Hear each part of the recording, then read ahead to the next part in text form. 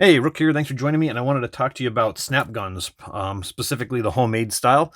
If you're not here yet in your journey, maybe save this video for another day. But or maybe you've made these and didn't have much success with them. I thought we could talk about a little bit about some things you can try doing. One of the things is these spinners here. They are a great concept, but the problem is when you go to snap, they tend to fall back and you keep having to push them back up and snap and they fall back. And, sometimes you need a multiple snap at its, one lock. So having to push that up every time, it gets quite annoying. One of the things I did was I tried making a longer one thinking that that was going to solve my issue. But what happens is it actually grabs a hold of the palm of your hand and sticks. So you don't get that nice spin effect where, to quickly fall off it and snap. So that turned out to be junk. My third attempt here was really the best one is having two of them, so they're 1 inch a piece here. And what that does is this one holds this one up so it can move freely and then still be able to spin. So it has no problem spinning and staying in one place, so you're able to easily snap multiple times without anything moving around on you.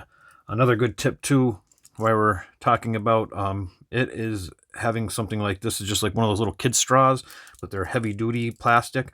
And I like, actually, that's how I store these, in my pocket especially, or in my pouch or something. It just keeps it from stabbing anything or actually breaking this off, because this is going to be a lot thinner here than the rest of the tool.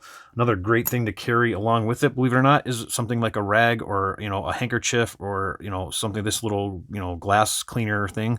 And what you could do is you roll it up like this, stick it through your eye or the spring, and now you just increase your handle by another inch or two. And it gives you a much more dexterity, and you get much more of a stronger grip on it without having it fall off, and it's really easy to keep with it.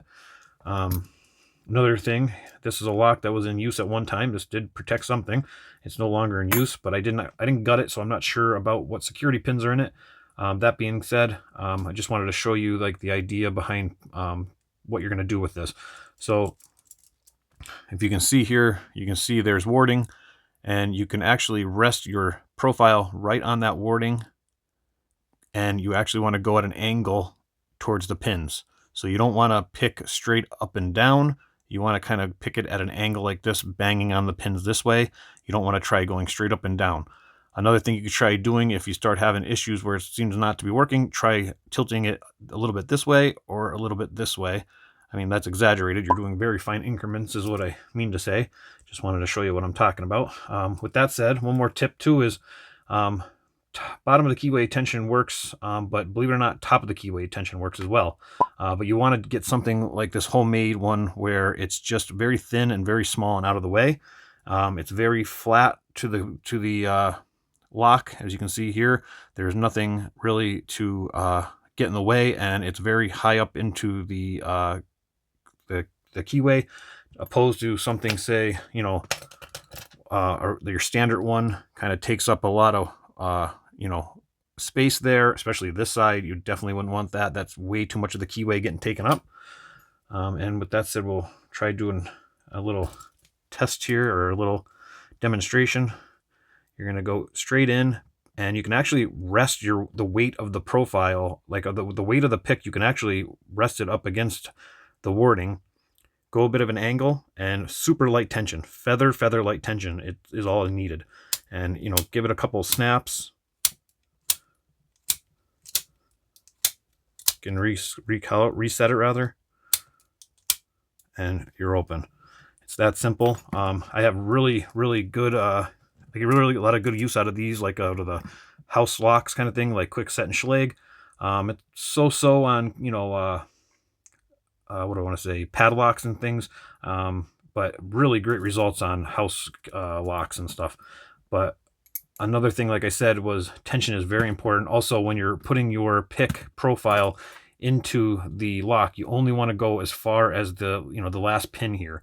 So you're looking at only probably an inch, an inch or and a hair more, depending on if it's a 6-pin or a 5-pin or something, or a 4-pin for that matter. So you really want to make sure you're kind of floating and you're not touching the back of the lock. If you're touching the back, you're way too far in. You want to pull that out.